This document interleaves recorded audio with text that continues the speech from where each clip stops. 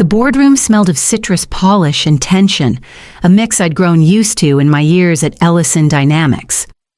Sunlight cut through the glass walls, throwing long stripes across the table where the quarterly vendor binders sat unopened. More prop than tool. I was 2 chairs down from the head, quiet as ever. Pencil poised, watching faces instead of papers. Victor Ellison III leaned back in his leather chair, suit tailored so perfectly it looked sewn onto his shoulders. He tapped the table once, then smirked at the procurement director fumbling with a slide. "Compliance," he said, letting the word hang in the air like a bad punchline. Then he chuckled. "Compliance is just paperwork." The laughter came in ripples, half-hearted at first, then full-bodied as people glanced at one another for cues. I kept my eyes down. My phone, resting screen side up beside my notepad, lit briefly as I thumbed the recording app. 1 tap, red dot. I never looked at it again. The presentation lurched forward, but no one heard a word. Victor thrived on the performance, his voice booming, his rings catching the light. When the contract packet slid across the table to him, he signed without a pause, his Mont Blanc scratching over the page with deliberate flourish. I forced my breath to stay even as I caught the vendor's name at the top, Delta Resin LLC. I'd seen it before, weeks ago, in a queue of pending federal approvals. Pending. Not cleared. Certainly not under DR 252.204 for handling controlled, unclassified defense data. My stomach tightened. They were binding us to a vendor who wasn't even authorized to touch half the materials promised in the contract. It wasn't just reckless. It was a violation so obvious, even a first-year auditor would flag it blindfolded. Around the table, the others nodded as though Victor had just sealed a lucrative partnership. Chase Warner, the new VP of Operations, shot him a grin like they'd closed a $1 billion deal. I wrote 1 word in the margin of my notepad unlisted, then underlined it twice. Victor leaned back, pleased with himself, while the laughter still clung faintly to the air. My pulse never quickened. Years in compliance had taught me restraint, silent note-taking while others performed. Yet I knew, in that moment, the silence was temporary. I slid the binder closer to me, the pages heavy under my fingertips. This wasn't just another meeting. It was the opening act of something else entirely, and I could already feel the weight of the next move pressing in. 12 years of compliance had taught me how to disappear. Beige sweaters, quiet entrances, the kind of presence people assumed came with the walls. Invisible until disaster, then suddenly indispensable. The one called in to patch holes no one wanted to admit existed.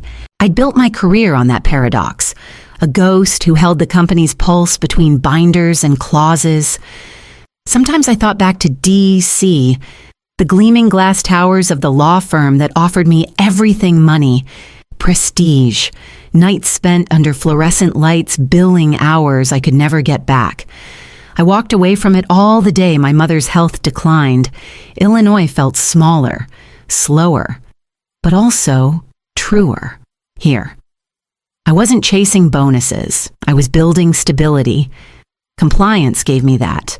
It was never glamorous, but it was honest. And honesty was something you could hold on to when everything else slipped. Back in the present, my inbox chimed. A meeting invite flashed across the screen. Vendor audit prep. I scanned the names. Every operations lead was included. Every procurement manager. Not me. The subject line even tagged decision makers only. I sat perfectly still as the notification blinked out, like watching a mosquito choose another victim. Exclusion by design, not accident. The sign stacked quickly. At the printer outside my office, I swiped my badge and watched the screen sputter, "Access denied." I tried again. Same result. That printer had been mine for a decade. Later that afternoon, HR called me in with a smile too wide to be genuine. They had an exciting opportunity to transfer into a new role, Strategic Culture and Values Coordinator, a job so vague it could mean anything except compliance. I accepted the paper with steady hands, thanked them politely, then slipped it into my folder the moment I reached my desk. Every change, every denial, every lockout recorded. They thought moving me off the board was strategy. I knew it was desperation, and desperation, in my experience, always left a trail. I pulled my chair in closer to the desk, opened the compliance dashboard, and began scanning the vendor logs for Delta resin. The memo arrived the next morning, thin and ordinary, as if stripping me of my authority could be done with standard company letterhead, effective immediately.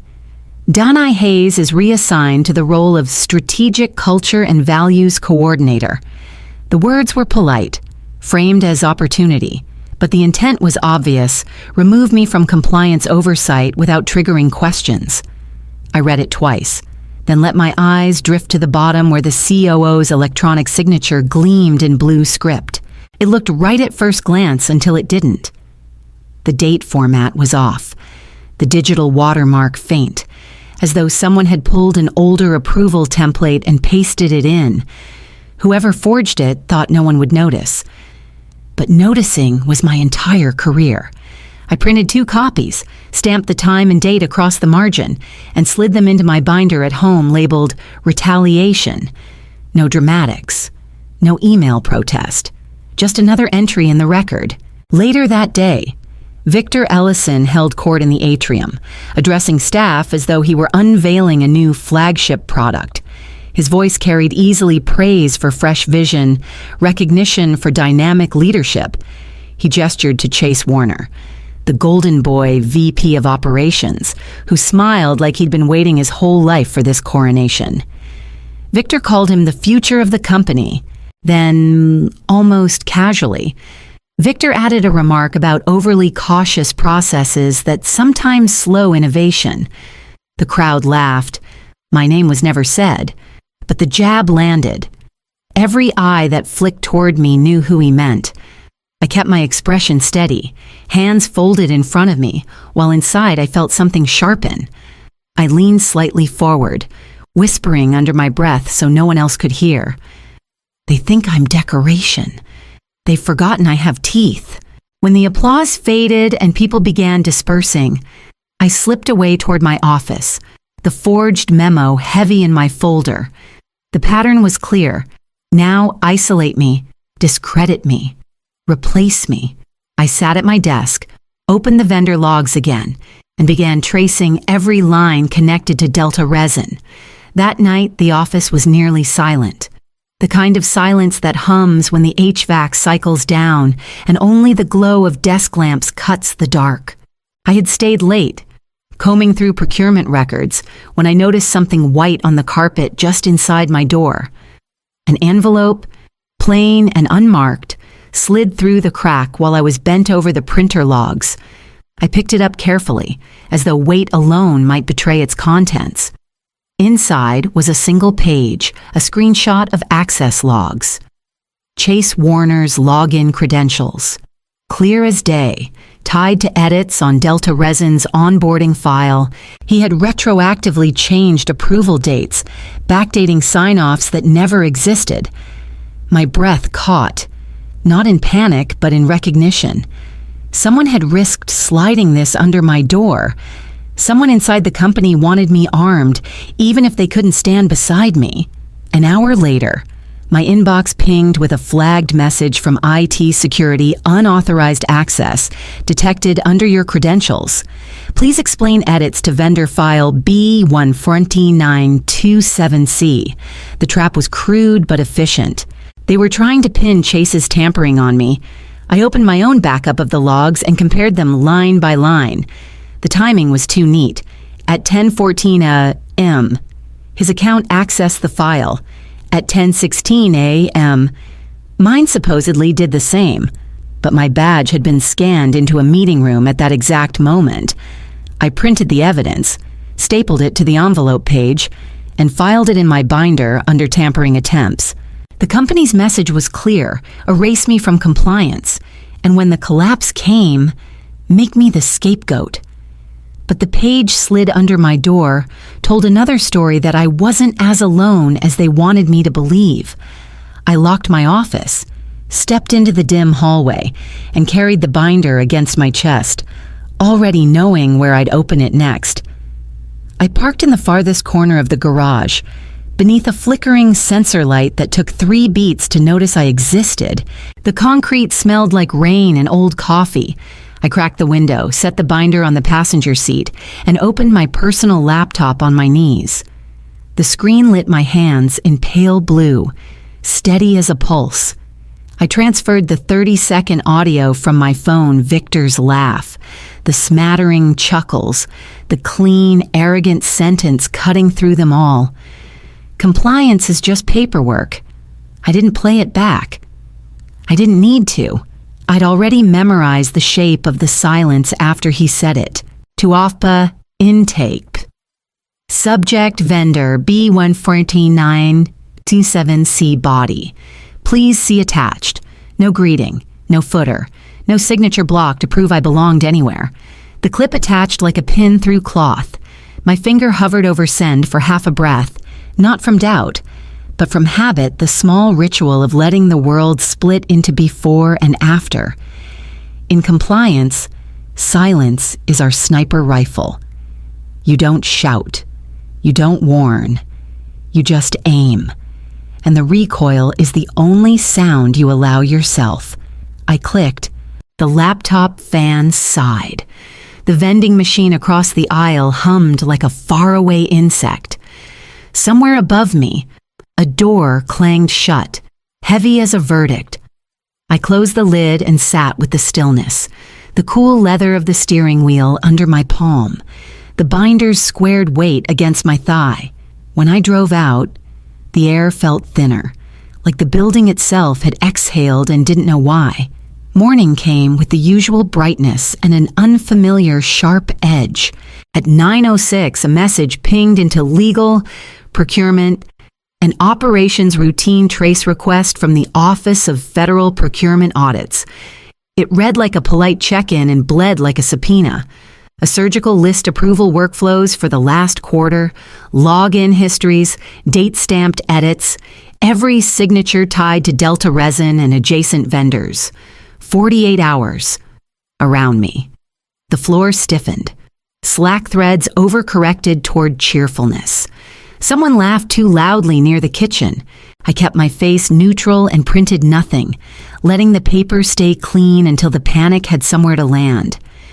I opened my external index, matched their list to my own, and began pulling the first chain of documents, one precise link at a time, as the office air turned dense and warm like a room that had just realized the windows don't open.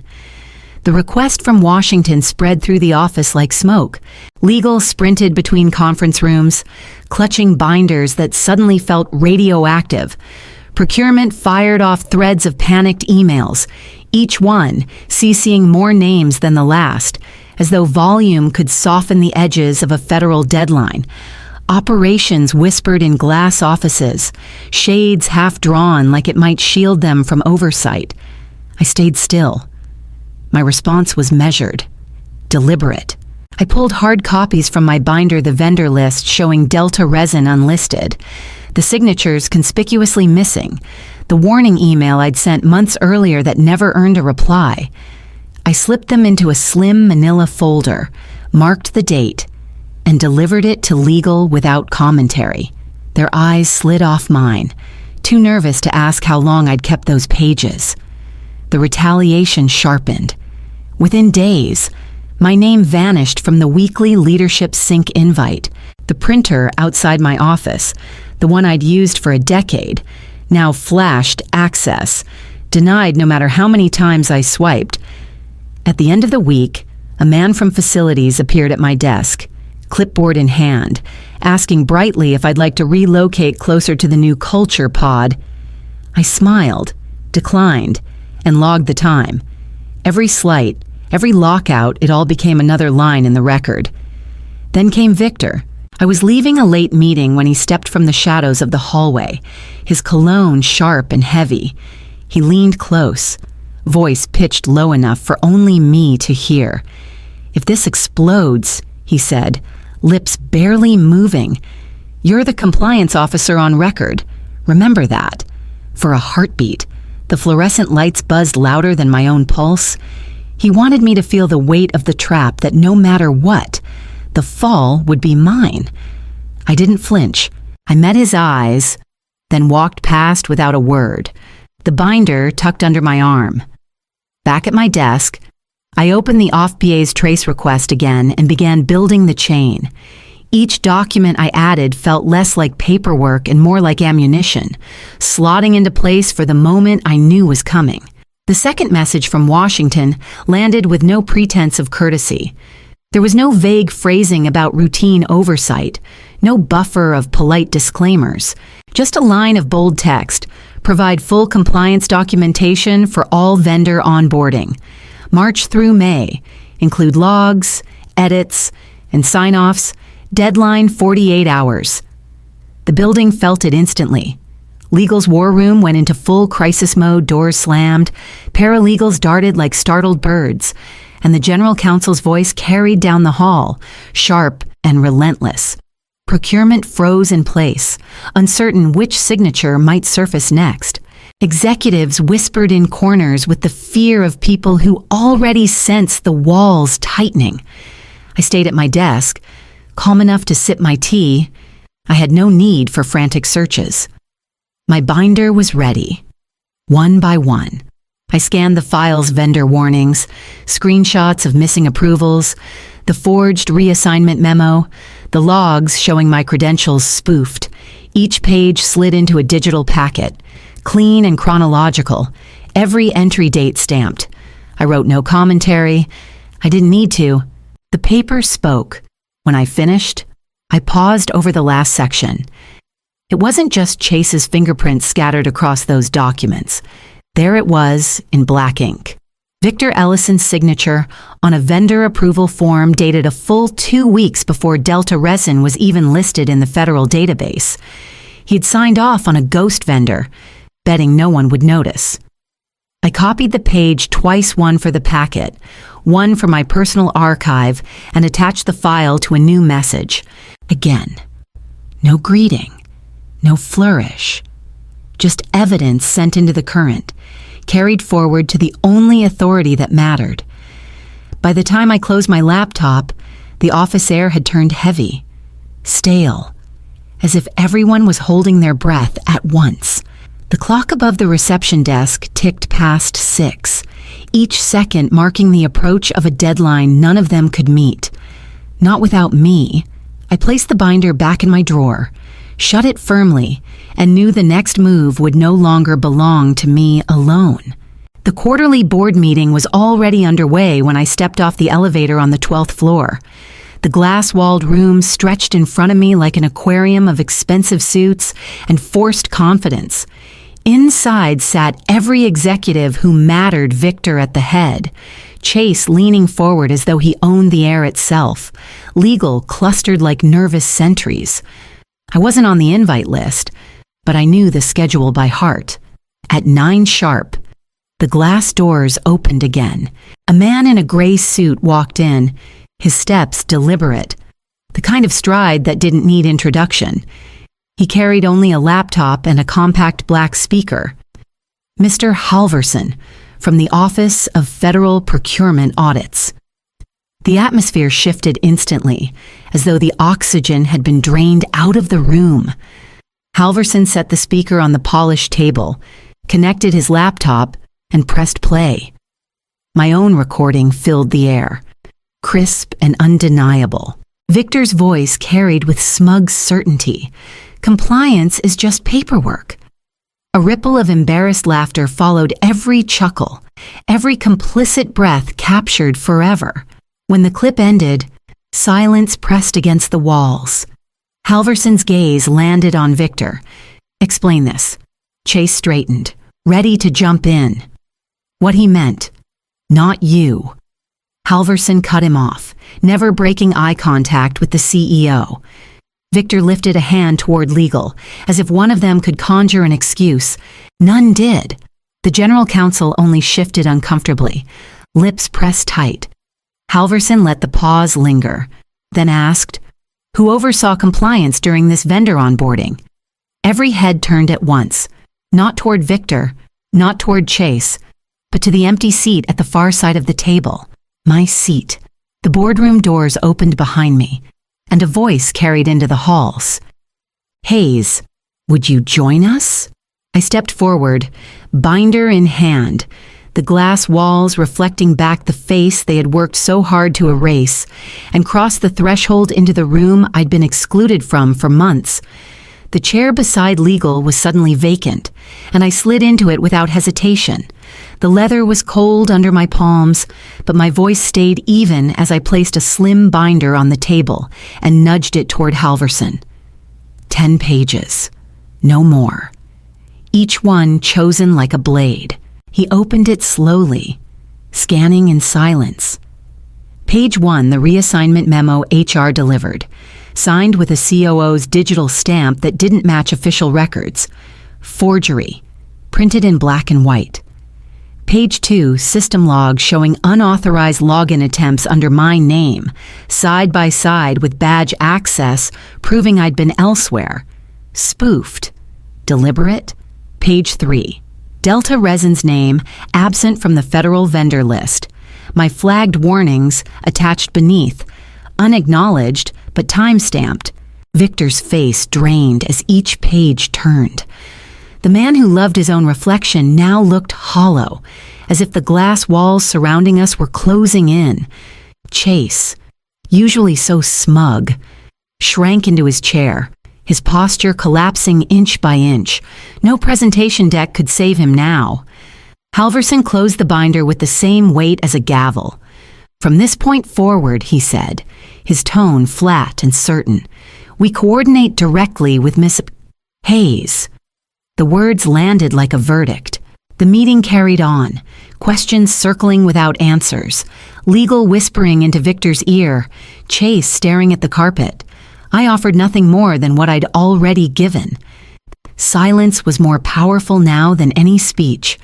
By the end of the day, the judgment arrived.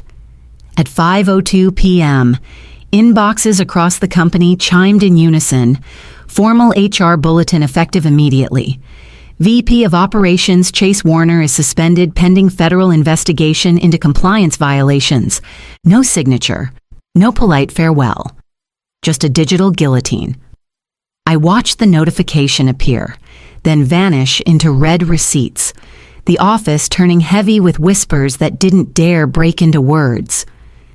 Chase's nameplate was already being pried from the glass outside his office when I walked past, the imprint of the letters still visible in the adhesive. And through the silence that followed, everyone knew the collapse hadn't finished falling. Monday morning, the boardroom felt different.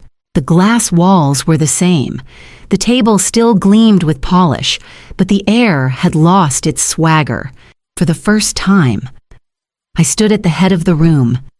No one smirked, no one checked their phones, no one interrupted. Pens moved quickly across paper as I cited clauses, and the same executives who once rolled their eyes at my reports now leaned forward, listening. I laid out the audit schedule, a timeline broken into weeks, each step tied to federal regulations. Where I once slipped footnotes into weekly summaries, I now spoke aloud. The words landed, steady and precise, and every face in the room followed. It wasn't power that filled me. It was clarity. Halfway through, the general counsel cleared her throat and announced what everyone had been waiting for. Victor Ellison had been summoned to Washington, a compliance hearing with federal auditors, effective immediately. He was already on a flight. The news settled over the table like a closing door. No one dared mention his name again. I marked the next task on the whiteboard, my handwriting sharp, each line underlined with deliberate care. This was no longer about survival. It was repair. rebuilding trust not just with regulators, but with the people who had been told my work was decoration. I paused, letting the silence stretch long enough for them to look at me and realize what it meant. For years, they had tried to keep me quiet, to make me small, to file me away like another binder on a forgotten shelf. They thought they silenced me. All they did was hand me the microphone. When I closed the binder and capped my marker, the room stayed hushed. The new order had already taken shape, not with fanfare or applause, but with a single truth none of them could deny. The quietest voice now carried the weight of the gavel. I gathered my papers, straightened them into a clean stack, and prepared for the next chapter of the work waiting beyond those glass walls.